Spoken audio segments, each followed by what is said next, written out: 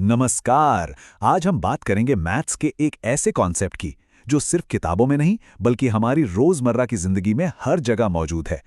हम जानेंगे proportional reasoning के बारे में और देखेंगे कि हमारे चारों तरफ की दुनिया को कैसे चलाता है। सच कहूं तो कई लोगों को रेशियो या अनुपात शब्द सुनते ही थोड़ा डर सा लगता है ना। स्कूल के मुश्किल मैथ्स की यादें ताज़ा हो जाती हैं।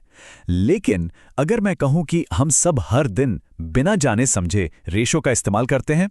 जी हाँ, बिल्कुल सही सुना। इस डर का जवाब किसी मुश्किल किताब में नहीं बल्कि हमारी अपनी रसोई में छुपा है। चलिए चलकर देखते हैं कैसे। तो चलिए अपनी मैथ्स की क्लास शुरू करते हैं एक बहुत ही टेस्टी एग्जाम्पल से, इडली। यहाँ हम देखेंगे कि कैसे अनुपात एक रेसिपी की तरह काम करते हैं ताकि हर बार नतीजा एकदम परफेक्ट हो। तो ये अनुपात या रेशियो आखिर है क्या चीज? देखिए, इसे ऐसे समझिए, ये बस चीजों के बीच का एक पक्का रिश्ता है। अगर आप इडली बना रहे हैं तो ये रिश्ता पक्का करता है कि चाहे आप 2 लोगों के लिए बनाएं या 20, स्वाद और टेक्सचर हमेशा एक जैसा ही रहे। 2:1 का मतलब है हर 2 कप चावल के लिए आपको 1 कप दाल लेनी है। सिंपल। अब एक मजेदार सवाल। मान लीजिए विश्वनाथ ने 6 कप चावल और 3 कप दाल का इस्तेमाल किया और पुनीत ने 4 कप चावल और 2 कप दाल का। नंबर तो अलग अलग हैं, पर क्या उनकी इडली का स्वाद भी अलग होगा या एक जैसा? इसका पता लगाने के लिए हमें यह चेक करना होगा कि क्या ये दोनों रेशियो प्रोपोर्शनल हैं। तो ये रहे हमारे 2 शेफ और उनकी रेसिपीज। विश्वनाथ का रेशियो है 6:3 और पुनीत का 4:2। पहली नजर में तो नंबर अलग अलग लग रहे हैं, है ना? तो क्या स्वाद भी अलग होगा? चलिए मैथ्स से पूछते हैं। इसे चेक करने का एक बहुत ही आसान तरीका है जिसे हम कहते हैं क्रॉस मल्टीप्लिकेशन। इसमें हम पहले रेशियो के पहले नंबर को दूसरे रेशियो के दूसरे नंबर से गुणा करते हैं और फिर पहले रेशियो के दूसरे नंबर को दूसरे के पहले नंबर से। तो चलिए गुणा करते हैं। 6 को 2 से मिला 12 और अब 3 को 4 से। अरे वाह, ये भी 12 है। देखा आपने, दोनों का जवाब एकदम सेम है। तो इसका मतलब क्या हुआ? इसका सीधा मतलब यह है कि दोनों रेशियो बिल्कुल बराबर हैं, यानी प्रोपोर्शनल हैं। तो हाँ, अगर बाकी सब ठीक रहा तो विश्वनाथ और पुनीत दोनों की इडली का स्वाद एकदम एक जैसा होगा। है ना कमाल की चीज ये मैथ्स। चलिए अब रसोई से बाहर निकलते हैं और जरा बड़े कैनवस पर सोचते हैं। अनुपात सिर्फ खाने में ही नहीं बल्कि पूरी दुनिया को कागज पर मापने में भी हमारी मदद करते हैं, खासकर नक्शों में। आपने कभी किसी मैप के कोने में ऐसे नंबर लिखे देखे हैं? 1, फिर 2 बिंदु और फिर एक बहुत बड़ा सा नंबर। इसे कहते हैं रिप्रेजेंटेटिव फ्रैक्शन या आरएफ। ये हमें बताता है कि मैप पर दिखने वाली छोटी सी दूरी असल में जमीन पर कितनी बड़ी है। तो इसका असल मतलब क्या है? चलिए इसे तोड़कर समझते हैं।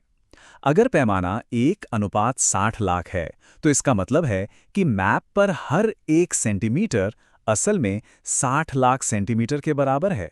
और जब हम इसे किलोमीटर में बदलते हैं तो पता चलता है कि 1 सेंटीमीटर का मतलब है पूरे 60 किलोमीटर।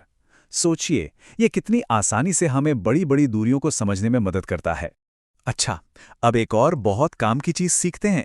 किसी भी चीज को एक दिए हुए रेशियो में एकदम सटीक हिस्सों में कैसे बांटा जाए। ये एक ऐसी स्किल है जो पेंट मिलाने से लेकर बिजनेस तक हर जगह काम आती है। मान लीजिए आप एक पेंटर हैं और आपको एक पर्पल रंग का एक खास शेड बनाना है। रेसिपी है लाल, नीला और सफेद पेंट को 2, 3 और 5 के रेशियो में मिलाना होगा। यहां 2 से ज्यादा चीजें हैं, पर घबराना नहीं, तरीका वही है। ये चार्ट देखिए, ये हमें बताता है कि पूरे मिक्सचर में कौन सा रंग कितना है। अगर हम सारे हिस्से जोड़ दें, 2 लाल, 3 नीला और 5 सफेद, तो कुल बनते हैं 10 हिस्से। इसी रेशियो से वो परफेक्ट शेड बनेगा। अब असली चैलेंज ये है, अगर आपके पास 10 लीटर सफेद पेंट पहले से है तो उस परफेक्ट शेड को बनाने के लिए कितना लाल और कितना नीला पेंट लगेगा। चलिए पता लगाते हैं। देखिए, हमें पता है कि रेशो में सफेद पेंट 5 हिस्से हैं और असल में हमारे पास 10 लीटर सफेद पेंट है। तो 5 हिस्से बराबर हुए 10 लीटर के। इसका मतलब एक हिस्सा हुआ 2 लीटर का। बस अब तो काम एकदम आसान हो गया। लाल पेंट चाहिए 2 हिस्से, यानी 2 गुणा 2 हो गए 4 लीटर और नीला पेंट चाहिए 3 हिस्से, यानी 3 गुणा 2 हो गए 6 लीटर। Problem solved. अभी तक हमने जो भी रेशियो देखे उनमें एक चीज बढ़ती थी तो दूसरी भी बढ़ जाती थी। पर क्या हमेशा ऐसा ही होता है? चलिए एक ऐसे रेशियो से मिलते हैं जहां कहानी थोड़ी उल्टी है। इसे कहते हैं इनवर्स रेशियो। ये स्लाइड एकदम साफ साफ बताती है कि फर्क क्या है। डायरेक्ट प्रोपोर्शन में दोनों चीजें एक ही दिशा में चलती हैं, एक ऊपर तो दूसरा भी ऊपर। लेकिन इनवर्स प्रोपोर्शन में ये उल्टे चलते हैं, एक ऊपर जाता है तो दूसरा नीचे। इसको समझने के लिए लखनऊ से कानपुर तक के सफर का ये एग्जाम्पल देखिए। दूरी तो फिक्स है ना। अब सोचिए, जब कोई पैदल जा रहा है, स्पीड सबसे कम है तो टाइम सबसे ज्यादा लग रहा है 18 घंटे। फिर साइकिल से स्पीड बढ़ी तो टाइम घटकर 6 घंटे हो गया, और कार में स्पीड सबसे ज्यादा और टाइम सबसे कम, सिर्फ 1.5 घंटा। बस इसी को कहते हैं इनवर्स प्रोपोर्शन। यहां एक खास बात है, दोनों चीजों को गुणा करने पर जवाब हमेशा सेम रहता है, जिसे हम कांस्टेंट कहते हैं। हमारे केस में स्पीड को टाइम से गुणा करें तो हर बार 90 ही आएगा, जो कि लखनऊ और कानपुर के बीच की दूरी है। जब स्पीड बढ़ती है तो टाइम को घटना ही पड़ता है ताकि गुणा करने पर 90 ही आए।